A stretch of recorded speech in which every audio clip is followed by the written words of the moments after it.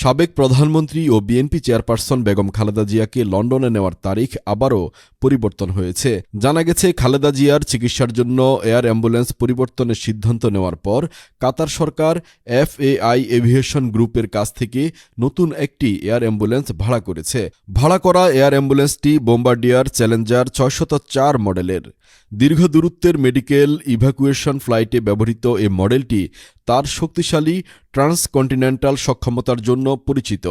জার্মানির শীর্ষ air ambulance অপারেটরদের দ্বারা পরিচালিত বিমানটি ঢাকা লন্ডন মেডিকেল ট্রান্সফারের জন্য উপযোগী বলে জানা যায়। এয়ার অ্যাম্বুলেন্সটি আগামী মঙ্গলবার ৯ ডিসেম্বর ঢাকায় অবতরণের অনুমতি চেয়েছে। অনুমতি মিললে পরদিন বুধবার এয়ার অ্যাম্বুলেন্সটি খালেদা জিয়াকে বহন করে লন্ডনের উদ্দেশ্যে যাত্রা করবে। গণমাধ্যম সূত্রে জানা গেছে, বেসামরিক বিমান চলাচল কর্তৃপক্ষের একজন দায়িত্বশীল কর্মকর্তা বিষয়টি নিশ্চিত করেছেন।